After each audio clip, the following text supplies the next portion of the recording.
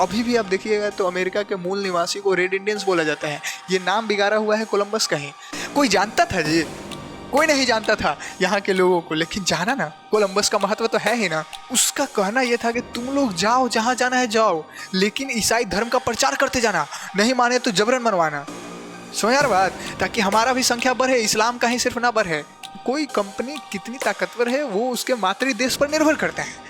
मातृ देश कहने का मतलब उसका देश एक्चुअल में कौन सा है, वहाँ से उसको सपोर्ट कितना मिल रहा है, इस पर निर्भर करता है ना कि वो कितना ताकतवर होगा। पिछले क्लास में हमने ये बताया कि किस तरीके से इस्लाम सभ्यता का उद्भव होता है, और एक समय ऐसा आता है जब इस्लाम वैश्विक धर्म बन जाता है और पूरे व्यापारिक नेटवर्क पर अरब के व्यापारियों का कंट्रोल हो जाता है। ये सारी चीज़ें हमने पिछले क्लास में डिस्कशन किया है। हमने ये भी बताया था कि रोमन साम्राज्य का व्यापार जो है एंशिएंट टाइम से है, इंडिया के साथ, चाइना के साथ, दक्षिण पूर्व एशिया के साथ होता था, ठीक है, व्यापार होते रहता था। लेकिन 3rd सेंचुरी के आसपास आप देखिएगा कि रोमन साम्राज्य 2 भाग में बट जाता है, पश्चिमी रोमन साम्राज्य, पूर्वी रोमन साम्राज्य। और पूर्वी रोमन साम्राज्य के साथ देखिए 5वीं शताब्दी के रेंज में पश्चिमी रोमन साम्राज्य से भी इसका व्यापार खत्म हो जाता है, लेकिन पूर्वी रोमन साम्राज्य के साथ व्यापार जारी रहता है। ये लगभग 15वीं शताब्दी तक चलता है। तो लेकिन हुआ क्या, कुस्तुनतुनिया एक जगह है पूर्वी रोमन साम्राज्य का, बिजेंटियन साम्राज्य का, ये काला सागर के मुहाने पर है।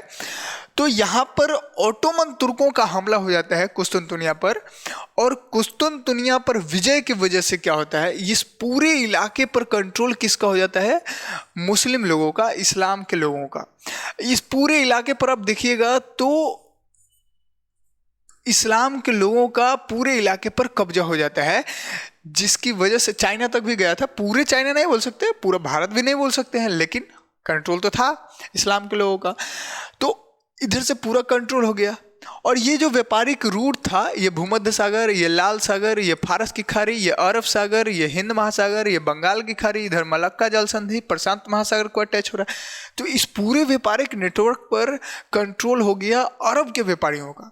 यानी एक समय ऐसा आया कि पूरे दुनिया के इस व्यापारिक नेटवर्क पर कंट्रोल हो जाता है अरब के व्यापारियों का। अब देखो यहाँ पर ध्यान से समझना, हम दुनिया क्यों बोल रहे हैं, जानबूझकर बोले हैं, क्योंकि दुनिया में उस समय 3 ही महाद्वीप अस्तित्व में थे, यूरोप, अफ्रीका और एशिया। अमेरिका महाद्वीप का खोज नहीं हुआ था, पता भी नहीं था किसी को। सबको लगता था कि इधर के इस साइड, पश्चिम के साइड दुनिया ही नहीं है, और उधर फिर दुनिया नहीं है प्रशांत महासागर से उधर। तो लोगों को इसके बारे में पता ही नहीं था ना। ऑस्ट्रेलिया महाद्वीप, जिसको ओशियनिया भी बोलते हैं अभी, तो इसके बारे में मालूम नहीं था। तो ये हाल था, पूरे दुनिया में 3 ही महाद्वीप अस्तित्व में थे उस समय, ठीक है। ये बात करीब हम बताते रहे हैं आपको। जब अमेरिका महाद्वीप का खोज कब हुआ, 1492 ईस्वी में, यानी कि अब लगभग आप देखिएगा तो 15वीं शताब्दी के लास्ट तक किसी को पता नहीं था, ठीक है। अब ये पूरा हाल है, इस पूरे इलाके पर अरब के व्यापारियों का कंट्रोल है। ये सारी चीजें हमने पिछले क्लास में डिस्कशन किया है, ध्यान समझो। बस हम 1-2 मिनट रिवीजन कर देते हैं ताकि हम उसी टॉपिक को और आगे कंटिन्यू कर सकें, ठीक है। देखो उसके बाद क्या हुआ था ये जाने, इसलिए थोड़ा सा आपको बैकग्राउंड समझा देते हैं। तो अब अरब के व्यापारियों का जब इस पर कंट्रोल हो गया पूरा, तो यूरोप में लोगों को जरूरत था भारत के वस्तुओं का, चीन के वस्तुओं का, इधर इंडोनेशिया और ये मलेशिया के वस्तुओं का, क्योंकि ये लोगों का मसाला का डिमांड, सूती कपड़ा का डिमांड, रेशम का डिमांड, मखमल का डिमांड, कई सारी चीज़ें थी जो यूरोप के बाजार में, यूरोप के लोगों को यहाँ के वस्तुओं का डिमांड बहुत ज़्यादा था। अब जब ये व्यापार ठप हो गया, व्यापार करने इधर जा ही नहीं सकते, क्यों? क्योंकि जब धर्म युद्ध हुआ, क्रूसेड हुआ 1453 में, जब कुस्तुनतुनिया पर कब्जा हो गया इस्लाम के लोगों का, तो इधर कोई जा ही नहीं सकता, क्योंकि जब जाएगा तो आप इस्लाम को कबूल करो, नहीं तो आपको जाने नहीं देंगे, मार देंगे, और नहीं तो हम जो है इधर से व्यापार करके सामान लेके आते हैं, आप हमसे 10 गुना, 15 गुना, 20 गुना ज़्यादा दाम पर खरीदो। समझ में आ रहा बात? ये स्थिति हो गया है। तो एक समय हमने पिछले क्लास में भी बताया था कि एक समय ऐसा आया कि यूरोप अपने ही महाद्वीप में कैद होकर रह गया, इधर जा नहीं सकता क्योंकि दुनिया ही नहीं है, किसी को पता ही नहीं है, ठीक है, इधर जा ही नहीं सकता और इधर आ नहीं सकता व्यापार करने, तो कहाँ जाए, नीचे से जा नहीं सकता, इधर इलाके पर इस्लाम का कब्जा, इधर इस्लाम का कब्जा, ऊपर से इधर से जा ही नहीं सकता क्योंकि उधर लड़ाकू और डकैत वगैरह भरे पड़े हैं जंगलों में, तो कहाँ से जाए, अपने ही महाद्वीप में कैद होकर के रह गया। समझ में आ रहा बात? तो ये स्थिति है। अब वो कहते हैं ना कि जब ज़्यादा ज़रूरत हो जाए तो लोग क्या करेंगे, कुछ ना कुछ तो करेंगे ना। तो इसी समय एक नया विचार आ रहा था, गैलीलियो जैसे लोग बोल रहे थे कि धरती गोल है, उसी समय ऐसा लोगों के मान्यता में आ रहा था, लोग रिसर्च कर रहे थे, तो यहाँ के लोगों ने बोला कि धरती गोल है तो एक काम कर सकते हैं, हम इस रास्ते से भारत नहीं पहुँच सकते हैं, पूर्वी रास्ते से भारत नहीं पहुँचेंगे। ध्यान समझो, किसी भी मैप में आप देखिएगा 2 डायमेंशनल फिगर में इधर होता है पूरब और इधर होता है पश्चिम, ऊपर नॉर्थ होता है और नीचे साउथ होता है। ध्यान समझना, ये सब डायरेक्शन एकदम हमेशा ध्यान में रखना। तो लोगों का ये कहना हुआ, यूरोप के लोगों का, कि ठीक है हम पूरब के रास्ते मतलब इधर से नहीं जा सकते हैं भारत के पास, तो हम क्यों ना इधर पश्चिम में जाएं और धरती गोल है ही तो इधर से आ जाएंगे और यहाँ पर पहुँच जाएंगे भारत। समझ आ रहा बात? अब जैसे ये धरती गोल है, मान लेते हैं ये धरती है, ये गोल है, तो हमको यहाँ जाना है, ठीक है, ध्यान समझो, हमको यहाँ जाना है और यहाँ पर है यूरोप के लोग, यहाँ जाना है, तो ठीक है इधर से ऐसे नहीं जाएंगे क्योंकि रास्ता ब्लॉक है, इधर से नहीं जाएंगे, तो क्या करेंगे, हम इधर से ऐसे जाएंगे, इधर से, और ऐसे नीचे में ऐसे होकर के फिर यहाँ पहुँच जाएंगे, ऐसे नीचे में पहुँच जाएंगे ना। तो इन लोगों का कहना यह था कि जब धरती गोल है ही तो एक काम करते हैं, हम पश्चिम के रास्ते निकलते हैं और भारत के पूर्वी छोर पर पहुंचेंगे। यह अभियान बहुत ज़्यादा मुश्किल था क्योंकि लोगों को यही नहीं पता था कि उधर दुनिया है, और लोग बस एक अनुमान के तहत जो है ये जा रहे थे कि एक अनुमान था लोगों को कि हम जो है धरती गोल है तो पश्चिम के रास्ते निकलेंगे और भारत के पूर्वी छोर पर पहुंच जाएंगे। सोचो, एक अनुमान पर, एक रिसर्च के बेस पर ये लोग अभियान, उतना मुश्किल अभियान शुरू कर दिए। क्यों मुश्किल कह रहे हैं? क्योंकि इधर एक तो दिमाग में बैठा है कि दुनिया नहीं है, दूसरी बात आप देखो यहाँ से जब निकलते हैं ये, तो ये अथाह महासागर उनको देखने को मिलता है, अटलांटिक महासागर इसको बोलते हैं, एकदम अथाह। अब जब यहाँ से ये लोग निकलना शुरू किए तो अब समझ सकते हैं क्या स्थिति बना होगा, ठीक है। तो इसके बाद क्या स्थिति हुआ है ये आप समझने की कोशिश करो कि जब यहाँ से दो, यहाँ पर देश, एक है पुर्तगाल, आप देखिएगा ये पुर्तगाल है और ये है स्पेन, ठीक है, दो देश है, एक है पुर्तगाल और एक है स्पेन, ठीक है। ये दोनों देश सबसे पहले क्या करते हैं, अभियान शुरू करते हैं, और पुर्तगाल का एक नाविक होता है बार्थोलोमियो डियाज, बाद में फिर वास्को डी गामा उसको मतलब हैंडल करता है और वही पहुंचता है भारत के या पश्चिमी छोर पर पहुंच जाता है। आप बताएंगे क्या कहानी है। और स्पेन का होता है कोलंबस, जो नाविक है, तो वो जाता है, क्रिस्टोफर कोलंबस नाम है उसका पूरा। तो देखो अब होता क्या है, ये लोग जब नए रास्ते की खोज में जाते हैं कि हम भारत की खोज करेंगे, नए मार्ग के तहत भारत पहुंचेंगे, क्योंकि भारत का मसाला हमको चाहिए। मसाला किस लिए चाहिए आपको हमने बताया पिछले क्लास में, वो मसाला का यूज करते थे मांस वगैरह को प्रिजर्व करने के लिए, मांस में लपेट के रख देते थे, कई दिनों तक रहता था। पहले ये फ्रीज तो था नहीं, ठीक है, रेफ्रिजरेशन का कोई व्यवस्था था नहीं, तो वही करेंगे, ठीक है। तो बहुत सा चीज़ें, और नौ धनाढ़ लोग भी पैदा हो गए थे, उन लोगों को रेशम के कपड़े ही चाहिए थे, सूती कपड़ा चाहिए था। यहाँ हल्का कपड़ा बनता था और देखने में चमकीला एकदम शानदार लगता था, उधर मोटे मोटे कपड़े सब पहनते थे, तो समझ सकते हैं आप। तो डिमांड बहुत ज़्यादा था भारत और चाइना और इधर दक्षिण पूर्वी एशिया के वस्तुओं का, इधर यूरोप में तो डिमांड था, ज़रूरत है, तो लोग रास्ता खोज निकल पड़े, अभियान पर निकल पड़े, ठीक है।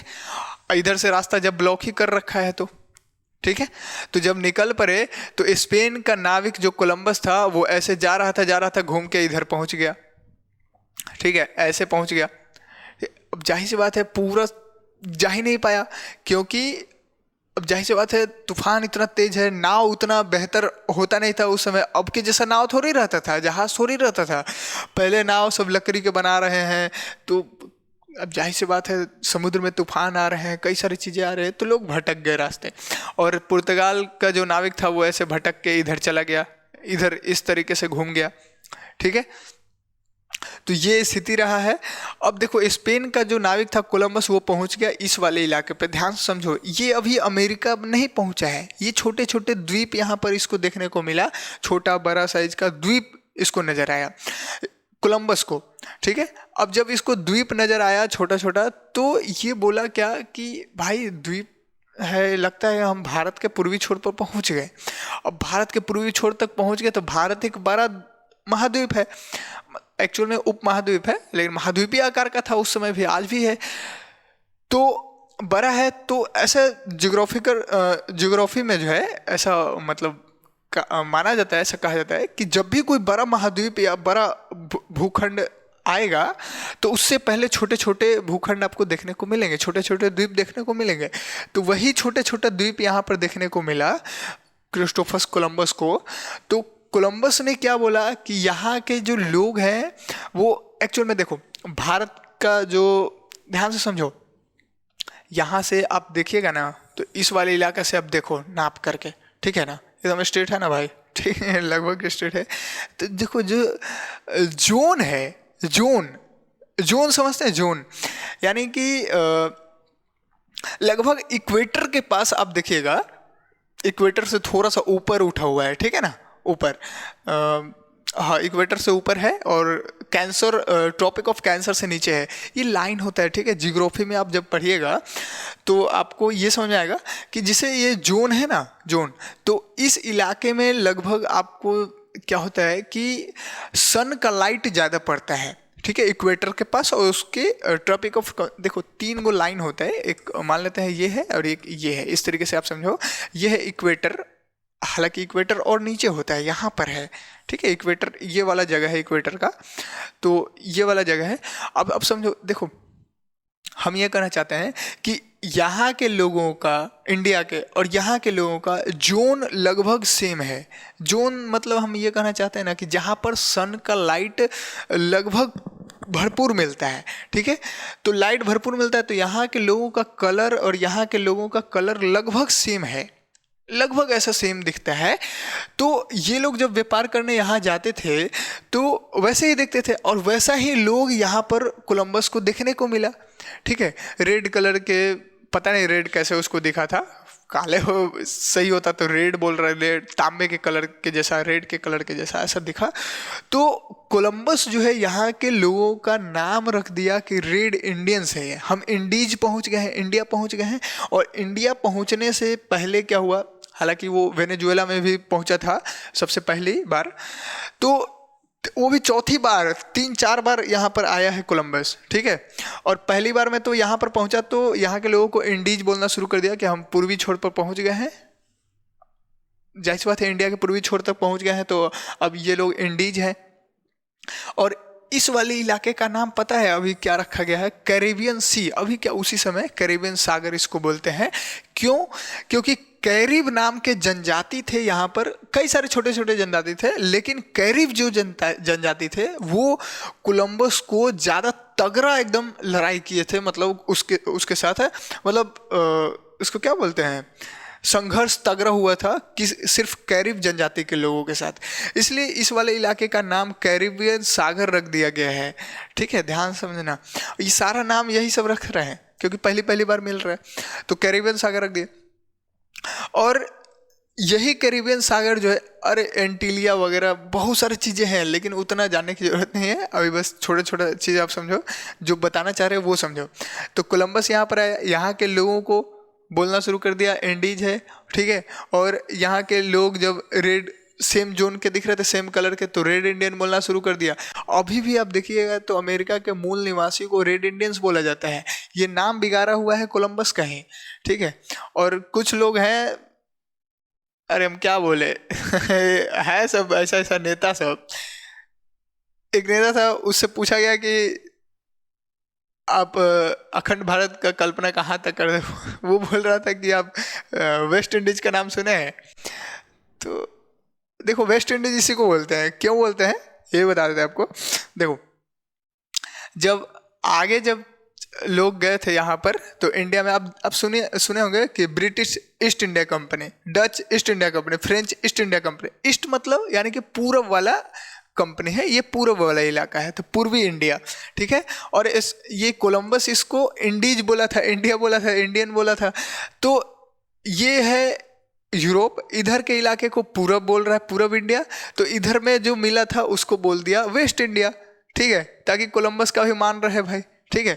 और वेस्ट इंडिया, और यहाँ के लोगों को इंडीज बोला था, तो इसलिए नाम हो गया है वेस्ट इंडीज इसका, ठीक है। ये कोलंबस का ही नाम बिगाड़ा हुआ है, उसी की वजह से ये नाम ऐसे पड़ गया है, यहाँ के लोगों को वेस्ट इंडीज बोलते हैं, ठीक है। तो आप अगर क्रिकेट खेलते हो तो एक्चुअल में देखते हो क्रिकेट वगैरह, तो आपको वेस्ट इंडीज के खिलाड़ी जरूर देखने को मिले। क्रिस गेल, यूनिवर्सल बॉस जिसको बोलते हैं, तो क्रिस गेल यही वेस्ट इंडीज से है। तो वेस्ट इंडीज ये ऐसे पड़ा है नाम इसका, ठीक है।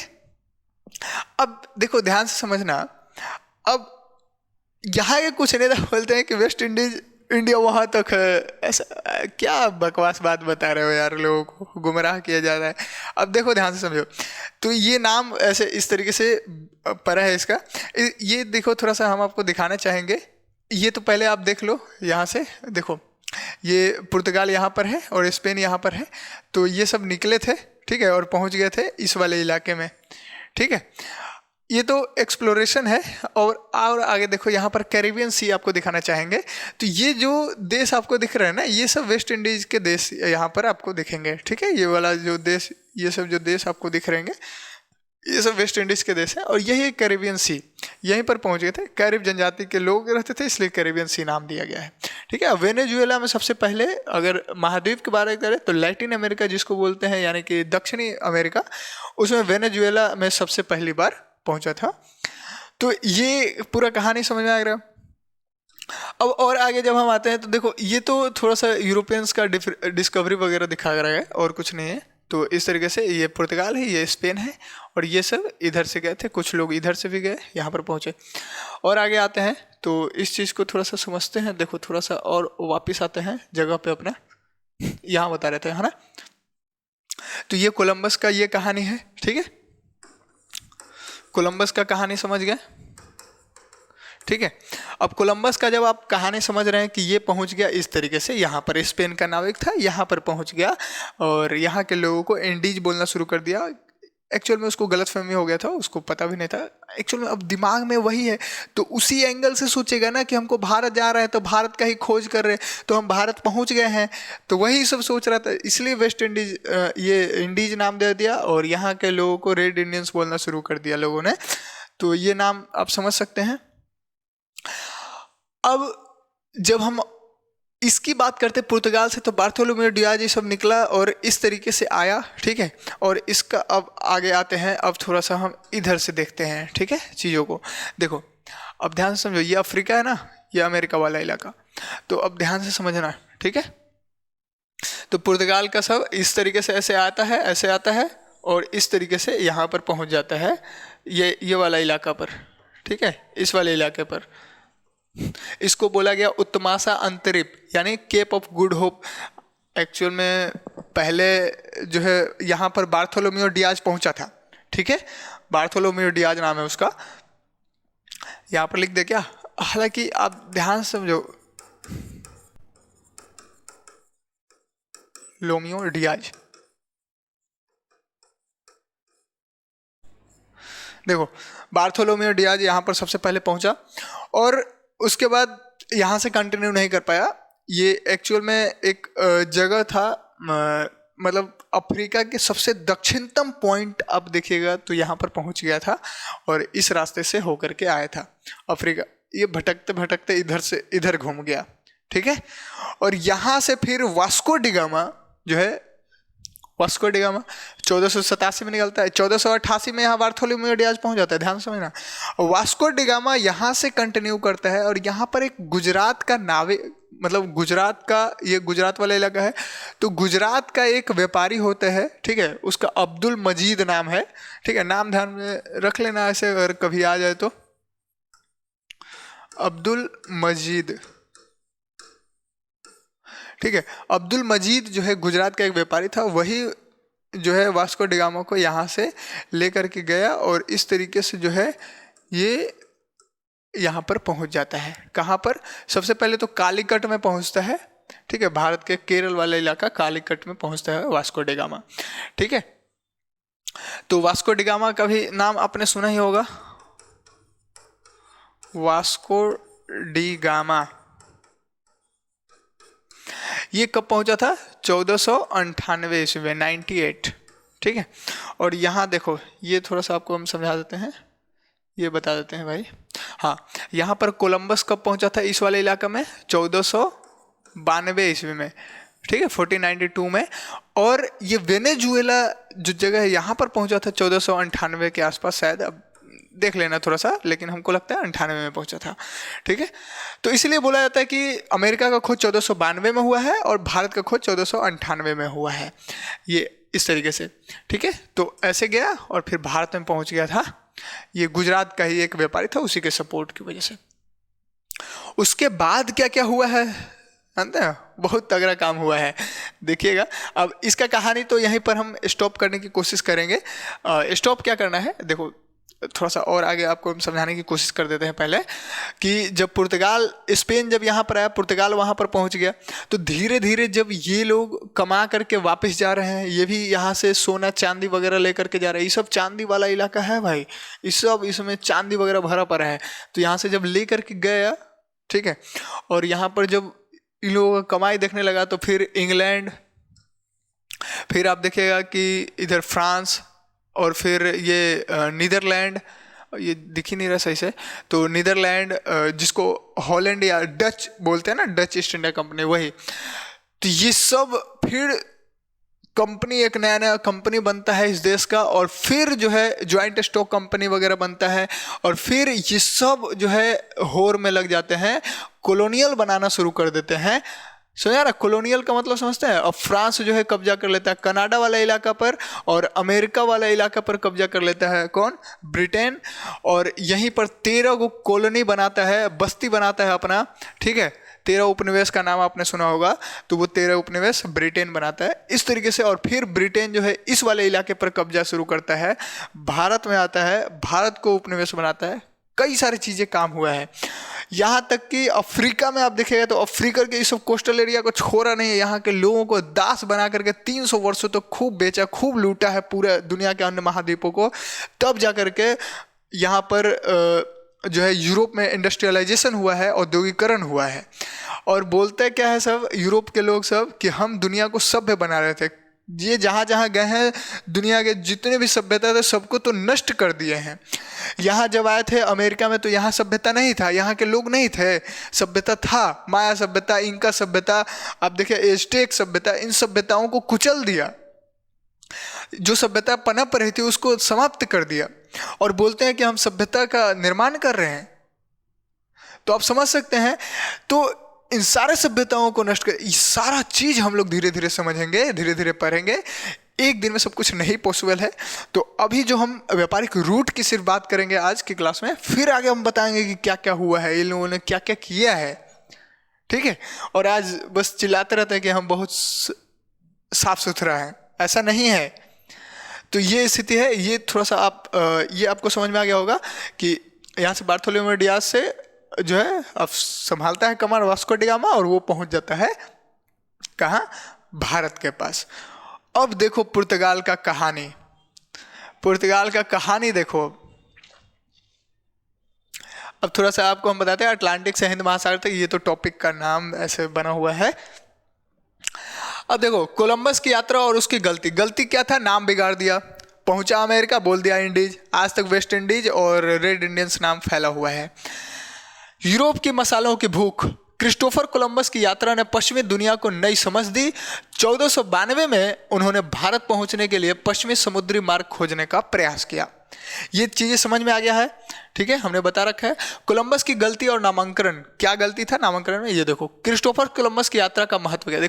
कोलंबस ने बाहामास और क्यूबा को भारत समझा, जिसे रेड इंडियन नामांकन हो गया। वो द्वीप वही जो है ना, बाहामास और क्यूबा, वो सब वही कैरिबियन सागर वाला छोटा छोटा द्वीप है वो सब, ठीक है ना। तो उसको रेड इंडियंस वहाँ के लोगों को बोल दिया। यह इतिहास की एक महत्वपूर्ण पलट है जिसने पश्चिमी सोच को ही बदल दिया। इस तरीके से ये बड़ा बड़ा चीज़ें लिख देता है। वेस्ट इंडीज का नामकरण सुन लो। कैरेबियन और एंटिलीज की व्याख्या। एंटिलीज क्या होता है, देखो हम नहीं बताना चाह रहे थे लेकिन वर्ड आ गया है तो आपको समझाना पड़ेगा। कोलंबस की यात्रा ने वेस्ट इंडीज और कैरिबियन के नामकरण में महत्वपूर्ण भूमिका निभाई, जिससे मध्यकालीन कल्पनाओं और स्थानीय जनजातियों के नामों का महत्व सामने आ गया। कोई जानता था जी? कोई नहीं जानता था यहाँ के लोगों को, लेकिन जाना ना, कोलंबस का महत्व तो है ही ना। अब देखो ध्यान समझो, ये कैरिबियन सी आपको यहाँ पर दिख रहा होगा, ठीक है, ये वाला इलाका में। अब देखो एंटिलीज, ये एंटिलीज का मतलब क्या है। देखो एंटिलीज, इन लोगों का 2-3 गो महत्व है। एक महत्व तो आपको बेसिक सा बताते हैं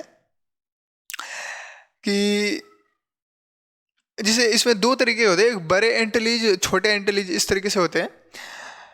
एंटिलीज एक्चुअल में जानते हैं, यूरोप के लोगों का मान्यता ये था, उनके धर्म ग्रंथ में या किताबों में ये लिखा हुआ था कि जब इस्लाम का जब अटैक हुआ था ना, तो यहाँ से कुछ द्वीप जो है वो टूट करके 7 गो, ऐसे मानते हैं कि 7 गो द्वीप, 7 गो भूखंड यहाँ से टूट करके उधर अटलांटिक महासागर में चले गए थे, बह करके चले गए थे, ताकि इस्लामों का उस पर कब्जा न हो पाए। और वही कोलंबस जब वहाँ पहुँचा था तो लोगों ने बोला कि अरे वो 7 महाद्वीप खोज लिए, यही एंटिलिया, एंटिलिया से एंटिलीज हुआ है। अब ध्यान समझना, इसके बारे में हम डिटेल में आगे बात करेंगे। तो अभी बस इतना समझो कि इन लोगों का कल्पना था, एंटिलिया नाम से एक मतलब था, और वही एंटिलिया से एंटिलीज बनाया गया है। बहुत ही बकवास चीज़ें हैं लेकिन ऐसी है, आप समझो, ठीक है। आपको कमेंट करना अगर आपको इसके बारे में जानना है, तो हम डिटेल में बात करेंगे, ठीक है। इसका भी अलग ही कहानी है। तो ये है। अब कोलंबस की तीसरी यात्रा सुनो। दक्षिण अमेरिका का नया अवलोकन। 1498 में कोलंबस ने वेनेजुएला की खोज कर दिया। अब देखो वो द्वीप पार करके दक्षिण अमेरिका महाद्वीप के पहले देश वेनेजुएला के पास पहुंच जाता है। कौन? जिसने अरिनीको नदी के मुहाने पर महत्व बढ़ गया। अरिनीको नदी एक ऐसा नदी जो ताज़ा पानी, कई दिनों के बाद इतना ताज़ा पानी उसको देखने को मिला, तो लगा क्या, उस नदी का नाम है अरिनीको नदी, ठीक है, ध्यान देना। वही नदी के पास पहुंच जाता है। यह नई दुनिया के संभावित संसाधनों की पहचान थी। नया दुनिया का खोज कर दिए, ये नया दुनिया है, इसलिए अमेरिका को नई दुनिया बोला जाता है। लैटिन अमेरिका को खास करके बोलते हैं, और बाद में तो फिर उत्तर अमेरिका भी मिला गया था, उसको भी बोलेंगे। तो नई दुनिया की खोज कर दिया इन लोगों ने, ठीक है। दुनिया का भुलायल था, लेकिन नहीं, ये स्थिति है। वास्को डिगामा की यात्रा सुनो। पुर्तगाली प्रभुत्व का प्रारंभिक चरण। 20 मई 1498 को वास्को डिगामा ने कालीकट पहुंचकर भारतीय समृद्धि में नया अध्याय जोड़ दिया। केप ऑफ गुड होप की खोज ने समुद्री मार्ग को सुलभ बना दिया। केप ऑफ गुड होप आपको पता ही है कि अफ्रीका का सबसे निचला स्तर, निचला पॉइंट जो है, दक्षिणतम पॉइंट, वो उत्तमाशा अंतरिक्ष, जिसको केप ऑफ गुड होप कहते हैं। उत्तमाशा मतलब एक ऐसा आशा से भरपूर एक अंतरिक्ष की खोज वहां पर पहुंचा था। अब देखो, अब जो कहानी हम बताने वाले हैं ना, वो आप ध्यान से समझना कि पुर्तगाल जब आया तो यहाँ पर क्या क्या तांडव किया है, ठीक है।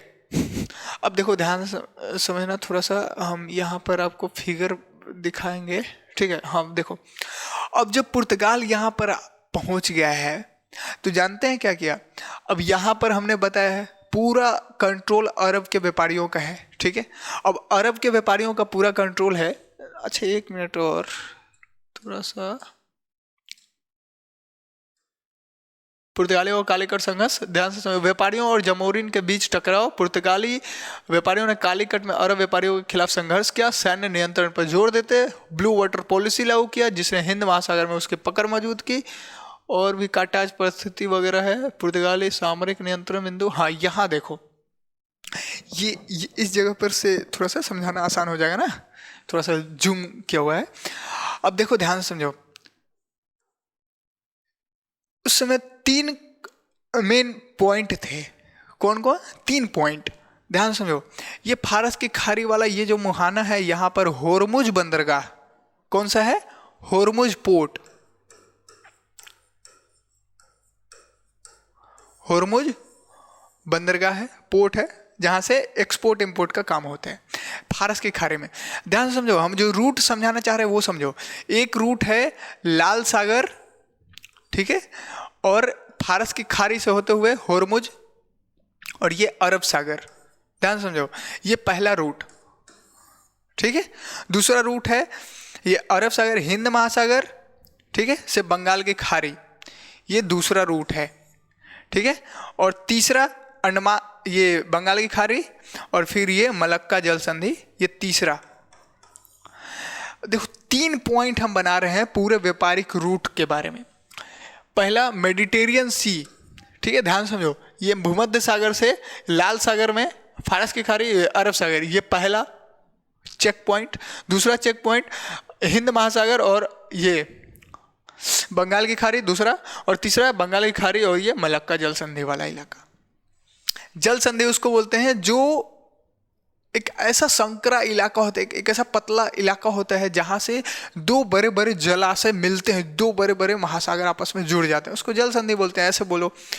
तो इधर प्रशांत महासागर, इधर हिंद महासागर, दोनों को जोड़ने वाला कौन है? ये एकदम पतला, देखो संकरा, एकदम पतला इलाका है ना जल का, इसको जल संधि बोलते हैं। और इसका नाम है मलक्का, इस वाले इलाके का, ठीक है। तो मलक्का जल संधि ये किसको तोड़ता है? एक तो प्रशांत महासागर और एक हिंद महासागर, और स्थल में एक मलेशिया, एक इंडोनेशिया, दोनों को अलग अलग करते हैं। अब देखो ध्यान से, अब चीजें को समझते हैं थोड़ा सा।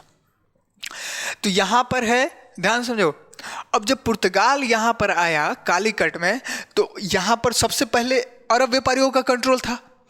पुर्तगाल 1498 में यहां पर पहुंचता है। तो अरब के जो व्यापारी हैं वो क्या बोलते हैं कि अरे यार ये तो यूरोप से आ गया है, अब यूरोप से जब यहाँ पर आया है, ये वापस जब जाएगा तो हम जो इतना कंट्रोल किए थे पूरे व्यापारिक नेटवर्क पर, पूरा जो कंट्रोल किए थे, ये तो यूरोप वाला सब नया नया रास्ता खोज लिया, अब उसी रास्ते से आएगा, तो हमारा तो बिजनेस में घाटा हो जाएगा, हमारा तो व्यापार ठप हो जाएगा। तो एक काम करते हैं, इसको यही मार देते हैं, न ही वापस जाएगा और न ही यूरोप वाले फिर यहाँ पर आ पाएंगे दूसरे रास्ते से। समझ आ गया बात? तो न रहेगा बांस न बजेगा बांसुरी। समझ आ गया बात? तो अरब के व्यापारियों ने हमला कर दिया वास्को डी गामा के जो है ऊपर। तो यहाँ का एक शासक था जामोरिन, ठीक है। अब जामोरिन जो है, ध्यान समझो, जामोरिन, यहाँ का शासक कौन था? जामोरिन। अब जामोरिन जो है वास्को डी गामा को संरक्षण दे देता है, बचा लेता है अरब के व्यापारियों से। क्यों? जामोरिन को लगा कि अरे यार जितने ज़्यादा व्यापारी आएंगे हमारे पास तो हमारा सामान का डिमांड बढ़ेगा, तो हमारा ये जो अरब के व्यापारियों का मोनोपोली है वो खत्म होगा और हमारा सामान का डिमांड बढ़ेगा, हमारा ग्रोथ होगा, हमारे देश का ग्रोथ होगा। हालांकि देश के बारे में तो नहीं सोच रहा था, कुछ बड़ा ही बोल दिए, लेकिन इतना समझो कि उनका ग्रोथ था, उनके लोगों का ग्रोथ था, इसलिए उन्होंने वास्को डी गामा को संरक्षण दे दिया। अब जब संरक्षण दे दिया तो अरब के व्यापारी तो छोड़ दिए उसको। उसके बाद क्या क्या पता है? पुर्तगाल के सब लोग, वास्को डी गामा और भी जो पुर्तगाली थे सब, वो सब का किया कि धीरे धीरे कालीकट वाले पूरे इलाके पर कंट्रोल करना शुरू कर दिया, ठीक है। और सुनो, जब यहाँ पर जब क्रूसेड हुआ था ना, तो इस्लामों का दबदबा हो गया था। तो ईसाई का जो पोप होता था, यानी धर्म के जो मेन नायक बोलो आप उसको, नायक तो नहीं बोल सकते, महानायक बोलो खलनायक बोलो, खलनायक सही रहेगा। ईसाई धर्म के जो पोप होते थे ना, उसी का लोग मानता था ईसाई धर्म में। अब वो चर्च की व्यवस्था में था। तो इटली में पोप व्यवस्था, रोम आप नहीं पता होगा, इटली में एक जगह है रोम, रोम का ही पोप चर्च था, वहाँ के जो मेन होता था ईसाई धर्म का, उसको पोप बोलते थे। तो उसका कहना यह था कि तुम लोग जाओ, जहाँ जाना है जाओ, लेकिन ईसाई धर्म का प्रचार करते जाना, नहीं माने तो जबरन मनवाना। समझ यार बात? ताकि हमारा भी संख्या बढ़े, इस्लाम का ही सिर्फ ना बढ़े। समझ गया? तो ये लोग व्यापार करने तो आते ही थे और साथ में ईसाई धर्म का प्रचार करते थे, और जो लोग नहीं मानते थे उनको क्या करता था, जबरन मनवाता था। तो धार्मिक कट्टरता का नीति अपनाने शुरू कर दिया पुर्तगालियों ने। तो धीरे धीरे यहाँ के शासकों जामोरिन वगैरह सब जो है इनके खिलाफ हो गए, यहाँ के लोग इनके खिलाफ हो गए पुर्तगालियों के, और अरब व्यापारियों से मिल करके इनको मारना शुरू कर दिए। तो ये लोग भी जैसे पहली बार तो चल गए थे वापस। और एक चीज और समझो, पहली बार जब ये वापस गया था ना, तो यहाँ से जो सामान खरीदा, मान लेते हैं 10 रुपए में, तो 60 गुना ज्यादा दाम पर वहां जाकर के बेचता है यूरोप में। सोचो कितना फायदा हुआ है, वो 60 गुना, यानी 10 रुपए का सामान वहां 600 में बेचा है जाकर के। तो यही सब लाभ देख करके फिर बाद में ब्रिटिश ईस्ट इंडिया कंपनी आता है, फ्रेंच ईस्ट इंडिया कंपनी आता है, डच ईस्ट इंडिया कंपनी आता है इधर। समझ रहे हैं क्या स्थिति है? तो अब जो ये वास्को डिगामा यहाँ, सॉरी, पुर्तगाली सब जब यहाँ पर जब धार्मिक कट्टरता वगैरह फैला रहा था, लोगों के खिलाफ चल रहा था, तो जामोरिन और कई सारे लोग यहाँ के जो है अरब व्यापारियों के साथ मिल करके इसको भगाना शुरू कर दिया। तो ये सब जब दोबारा आया था ना पुर्तगाली, तो कई सारे हथियार और बम वगैरह लेकर के आ गया था और कालीकट पर बमबारी करना शुरू कर दिया, और बमबारी शुरू करके पूरा कालीकट को तबाह कर दिया, और यहाँ के इलाके कोचिंग वगैरह पर अपना कंट्रोल कर लिया। समझ सकते हैं पूरा। एक्चुअल में उनका नौसेना ताकतवर होता था, ठीक है, क्योंकि जूझना था उनको, तो नौसेना उनका बहुत अच्छा था, बेहतर था पहले के हिसाब से, मतलब उस समय तो नौसेना अच्छा था, बेहतर था। और उसमें सबसे ज़्यादा स्पेन का बोला जाता है कि नौसेना बहुत ज़्यादा तगड़ा था, लेकिन वो एक चक्रवात में फंस करके काम कहानी उसका खत्म, वो हम आगे बताएंगे आपको, ठीक है। तो फिर ब्रिटिश आगे निकल जाता है इस होर में, तो आपको समझाएंगे। तब पुर्तगाली देखिए ये कि एक है होर्मुज, अगर इस पर कंट्रोल कर लेते हैं तो हम जो है फारस वाले इलाके पर कंट्रोल कर लेंगे, इधर इलाके पर कंट्रोल हो जाएगा। तो इसने क्या किया, पुर्तगाल ने देखो कब्जा करना शुरू कर दिया, होर्मुज पर कब्जा कर लिया 1515 में, 7 में भी अटैक किया, 8 में भी अटैक किया, 1508 में, लेकिन बेहतर तरीके से कब्जा नहीं हुआ। लेकिन 1515 ईस्वी में होर्मुज कब्जा कर लेता है पुर्तगाल। फिर इधर आप देखिएगा तो गोवा वाला इलाका जो था, आपको याद होगा हमने बताया था कि इधर वाले इलाके पर, महाराष्ट्र वाले इलाके में बीजापुर साम्राज्य था, ठीक है, और एक था विजयनगर साम्राज्य। तो बीजापुर का एक सुल्तान था, उसी सुल्तान से ये पुर्तगाली छीन लेता है गोवा, ठीक है, और गोवा छीन करके यहाँ पर गोवा पर कंट्रोल कर लेता है, इधर दमन एंड दीव पर कंट्रोल कर लेता है। तो ये सब इलाकों पर कंट्रोल करना शुरू कर दिया, और फिर इधर और आगे जाता है तो इधर यहाँ मलक्का तक पहुँचता है, मलक्का वाले इलाके पर कंट्रोल कर लेता है। तो पुर्तगाली जो है एक समय आप देखो, ये जो फर्स्ट वाला इलाका है होर्मुज से लेकर के इधर बीच में आप चेक पॉइंट देखोगे तो गोवा, और इधर देखोगे तो मलक्का, तीनों इलाका पर, इधर कौन सा इलाका है, मलक्का। और मलक्का ऐसा जगह है जिधर से जापान, चाइना और इन सब फिलीपींस वगैरह इन सब देशों से यहाँ से जो है व्यापार होगा, और इधर से ये व्यापार, इधर से 3 चेक पॉइंट बनाया था पुर्तगाली सब, एक होर्मुज, फिर गोवा और फिर मलक्का, और यही 3 चेक पॉइंट से पूरा व्यापारिक नेटवर्क पर कंट्रोल किसका हो गया, पुर्तगालियों का। हिंद महासागर पूरा कंट्रोल पुर्तगालियों का। और पुर्तगाली जब कंट्रोल कर लिया तो पता है क्या किया, ब्लू वाटर पॉलिसी लेके आ गया, यानी नीले पानी की रणनीति। अभी क्या है वो समझो। देखो, ब्लू वाटर पॉलिसी कहने का मतलब यह है कि अगर इस पूरे एरिया पर अगर हमारा कब्जा होगा तो हमारा फायदा सबसे ज़्यादा, इस पूरे एरिया में सबसे ज़्यादा अगर कोई पावरफुल रहेगा तो हम लोग रहेंगे, यानी पुर्तगाली से बोल रहे हैं। तो इस तरीके से वो पॉलिसी लेके आया था। उसी पॉलिसी का एक हिस्सा है कार्टाज सिस्टम। कार्टाज सिस्टम कहने का मतलब क्या है कि वो एक ऐसा सिस्टम था कि अगर किसी को भी इस वाले इलाके में अगर व्यापार करना है, कोई रहे, अरब के व्यापारी रहे या यूरोप के रहे, चाहे कहीं के रहे, चाहे भारत, अगर उनको इस सिस्टम में, इस व्यापारिक मार्ग में अगर व्यापार करना है तो आपको एक परमिट लेना पड़ेगा, और वो परमिट रहेगा कि हाँ आपका जहाज जो है इस मार्ग पर चलेगा, और आप जहाज में कौन सी वस्तुएं ले जा रहे हैं ऐसा वस्तु तो नहीं है जिससे हम लोगों का कोई दिक्कत हो सके, पुर्तगालियों का दिक्कत हो सके। यानी ना तो आप हथियार ले जा सकते हैं, ना ही कुछ ले सकते हैं। आप वैसा गुड्स भी नहीं ले जा सकते जिससे पुर्तगालियों का कोई मतलब नुकसान हो। तो ये कार्टाज सिस्टम लागू करके रखा था, ठीक है। तो ये स्थिति बना हुआ था। अब पूरा इलाका पूरा आप समझ सकते हैं पुर्तगाली सब क्या क्या किया है, ठीक है। और आगे समझाते हैं आपको। देखो थोड़ा सा आप यहाँ पर देखो कार्टाज प्रणाली का महत्व। आप थोड़ा सा यहाँ देखो, कालीकट का संघर्ष, ब्लू वाटर पॉलिसी वगैरह लागू कर दिया ताकि पकड़ मजबूत हो। कार्टाज सिस्टम क्या है तो देखो, एकाधिकार था। कार्टाज प्रणाली ने हिंद महासागर में पुर्तगालियों को अरब व्यापारियों को बाहर करने और व्यापार पर नियंत्रण स्थापित करने की अनुमति दी। इसने समुद्री मार्गों में उनके प्रभुत्व को सुनिश्चित किया, ठीक है। यह है कार्टाज सिस्टम। ये एक परमिट जारी करना होता था, और अगर समुद्र में आपको जहाज लेना है तो हमसे आप परमिट पहले खरीदो, ठीक है। ये पूरा कहानी बनाया है।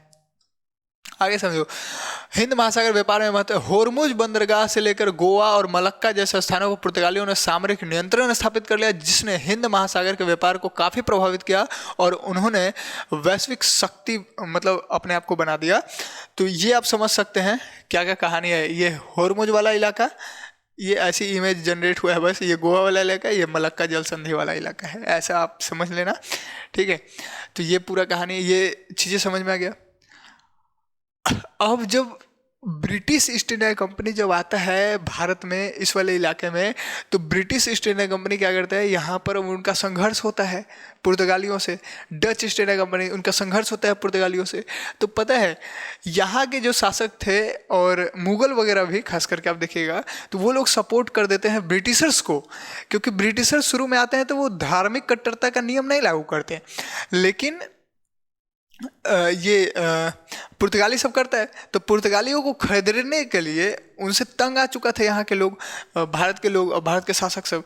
तो इससे बचने के लिए ब्रिटिशर्स का सपोर्ट कर दिए, और ब्रिटिशर्स जो है इसको खदेड़ भी दिया था पुर्तगालियों को। और एक गोवा जो आप सुनते हैं 1761 में जाकर के ये विलय हुआ था भारत में, तो वहीं पर सिमट करके रह गया। और दीव वाले इलाके पर, दमन दीव वाला, दीव जो है वो, तो ये इलाका है।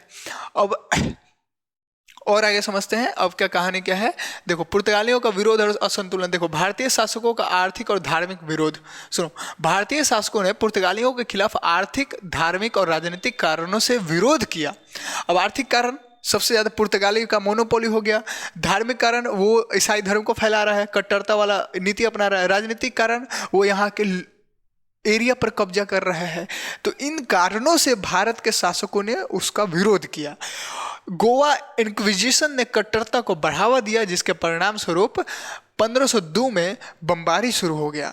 बमबारी हुआ, लोगों ने युद्ध वगैरह किया, कई सारी चीजें हुए। तो ये सब चीजें हैं। अमेरिकी सोने का प्रभाव। अब सुनो, भारत और चीन का व्यापार संतुलन। अब ध्यान से समझो, एक चीज हम यहाँ पर समझाना चाह रहे हैं आपको, ठीक है। तो थोड़ा सा आपको यहाँ से फिर से देखना होगा इस वाले इलाके पे, ठीक है। देखो ध्यान से समझो।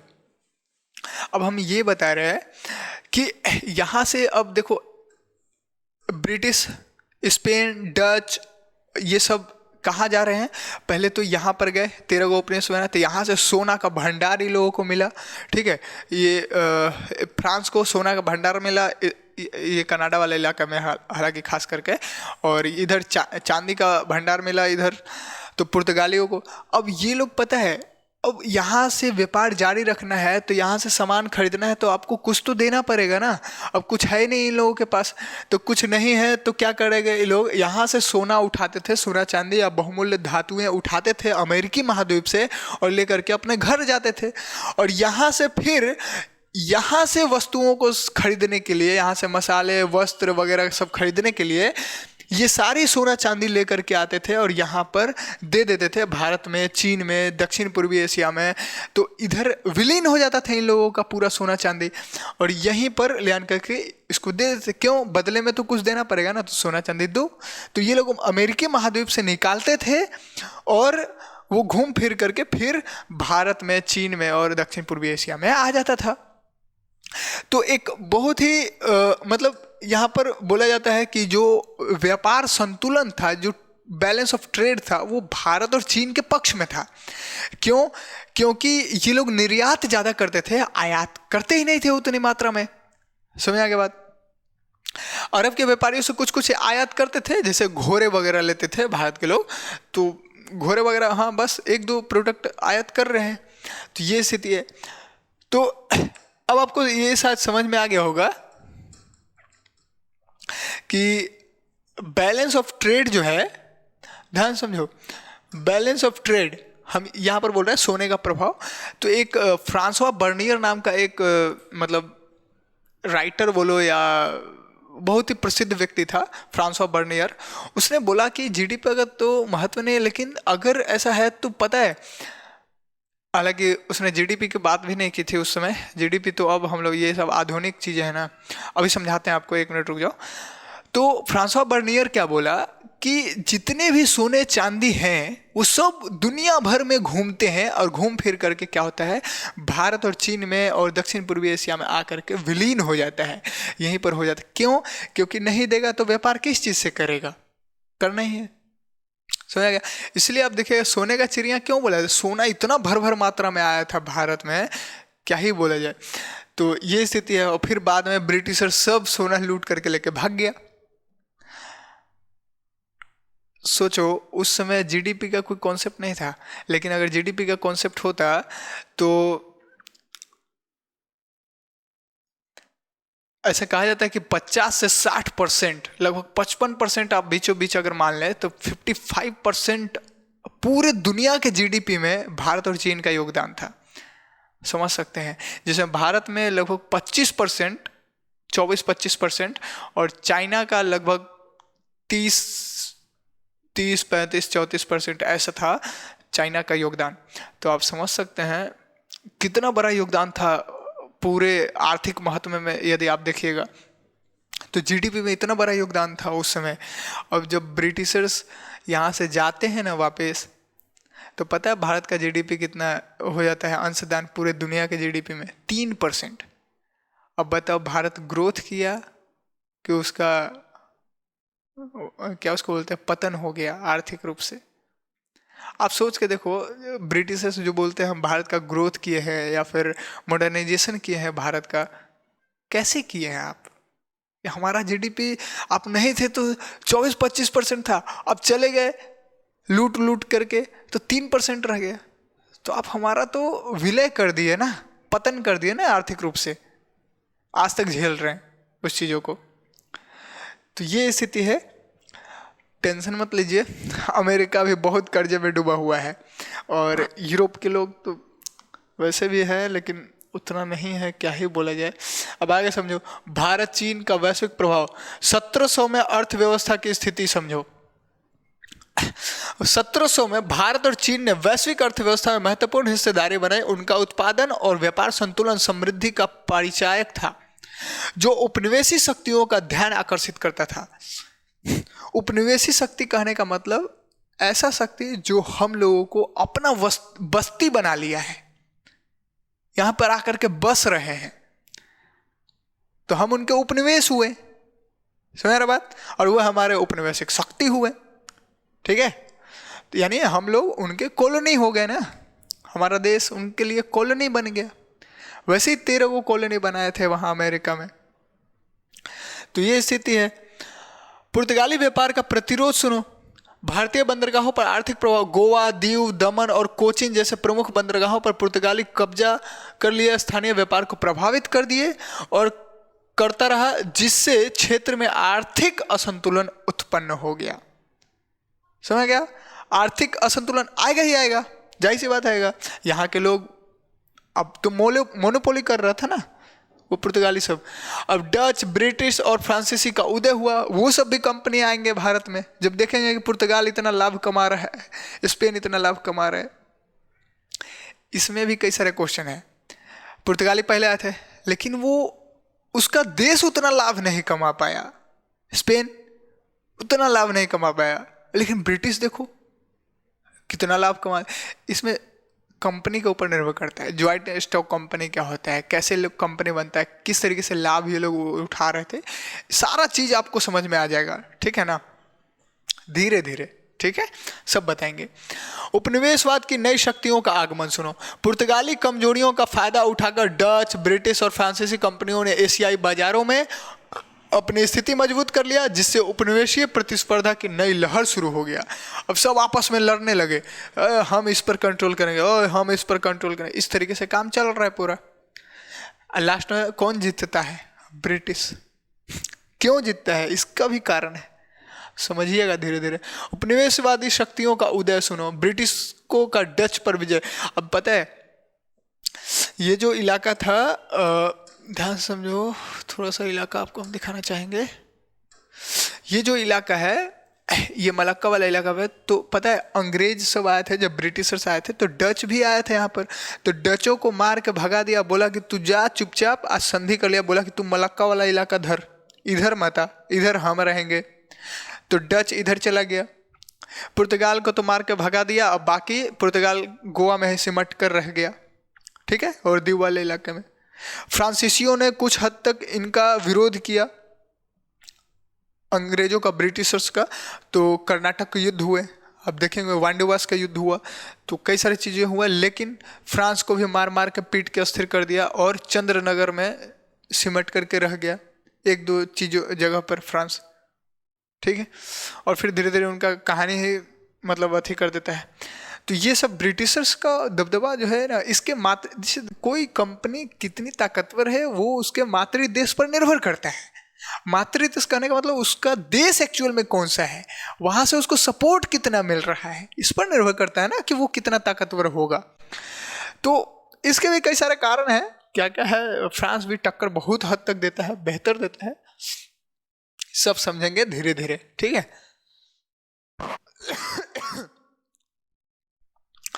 चलो तो आगे समझते हैं। अब 1759 में हुई बेदरा की लड़ाई ने डचों को भारत से बाहर कर दिया। बेदरा की लड़ाई में डच को खदेड़ दिया, और जबकि कर्नाटक युद्ध ने ब्रिटिशों को भारतीय उपमहाद्वीप में और अधिक शक्ति दे दिया। कर्नाटक युद्ध भी जीत गया ब्रिटिश, फ्रांस को भी हरा दिया, डच को भी भगा दिया, तो ब्रिटिशर्स का तो दबदबा कायम हो गया भारत में।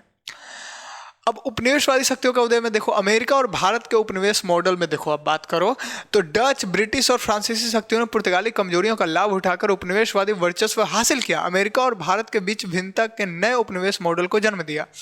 ध्यान समझो, अमेरिका में जब ये लोग गए थे ब्रिटिशर्स सब, तो वहां पर बस्ती बनाना शुरू कर दिया, वहां पर लोग रहना शुरू कर दिए, और ऐसे ऐसे लोगों ने वहां पर भेजा कि यूरोप में जो, ऐसा हमने मतलब कहीं पढ़ा था कि यूरोप के जितने भी जो खूंखार लोग होते थे, जो मतलब समाज में रहने लायक लोग नहीं होते थे, जो गिरफ्तार किए हुए लोग होते थे, यानी कि जो चोर डकैत मर्डरर, ये सब जो लोग होते थे, जो सरकार से जो है दंडित हो चुके होते थे, उन लोगों को अमेरिका में भेज दिया गया कि जा तू वहां पर रह, इधर तुम नहीं रह सकता है। समझ रहे हैं?